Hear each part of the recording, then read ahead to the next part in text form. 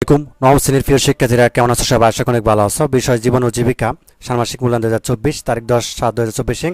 100% সঠিক উত্তর। ইতিমধ্যে তোমাদের উত্তরগুলো আমরা প্রস্তুত করে ফেলেছি। জাস্ট তোমাদেরকে দিয়ে দিব কিভাবে আনসারগুলো করবে।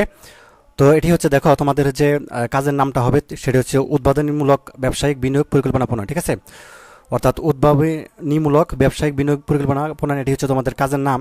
এবং প্রথম অংশে কি রয়েছে? পরিবারের জন্য ব্যবসায় নির্বাচন।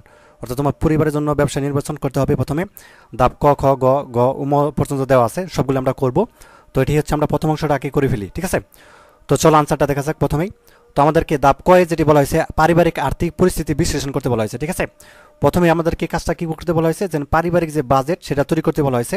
বাজেট মানে পরিবারের আসলে কী পরিমাণে একটা খরচ হয় প্রতি মাসে, এরকম একটা বাজেট তৈরি করতে বলা হয়েছে। ঠিক আছে, তারপর আমরা বাকি অংশ দেখব। তো প্রথমে আমরা পারিবারিক বাজেট তৈরি করে ফেলি। তো উত্তরটি আমরা এভাবে করতে পারি। দেখো, ক্রম সংখ্যায় 1, 2, 3 এভাবে আমরা অনেকগুলো দিতে পারি।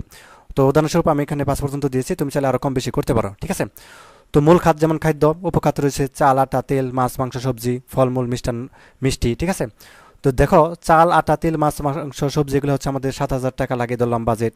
ঠিক আছে, এবং ফলমূল 1,000 টাকা, বা মিষ্টি 500 টাকা আমরা ধরে নিলাম আর কি। তো দুয়ে বস্ত্র নতুন কাপড় লাগে 2,000 টাকা, বা কাপড় সেলাই 500 টাকা, বা কাপড় ধোয়া 500 টাকা। ঠিক আছে, তো তারপর থেকে 3 বাসস্থান, তো বাসা ভাড়া 0 টাকা। আর যারা বাসায় থাকো তারা এখানে বাসা ভাড়াটা লিখে দেবে।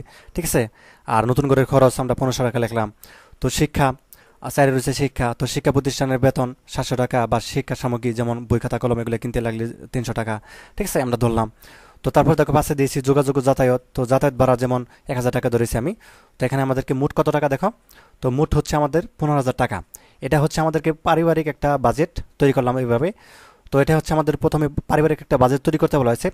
তো এই বাজেটের পরে আমাদেরকে কি বলা হয়েছে, যে পরিবারে আর্থিক অপচয় রোধ।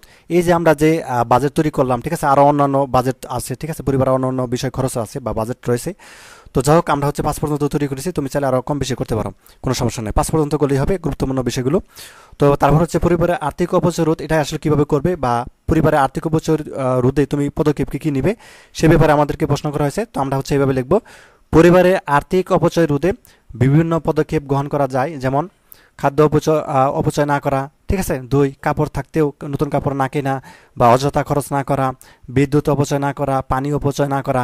ঠিক আছে, তো এইভাবে আমরা এগুলো লিখে দিব। তো তুমি চাইলে আরও কম বেশি লিখতে পারো, কমসে কম 5টি পয়েন্ট লিখবা, যেন পরিবারের আর্থিক অপচয় রোধ পদক্ষেপে তুমি কী কী পদক্ষেপ গ্রহণ করবা, এই 5টি পয়েন্ট অবশ্যই লিখবা।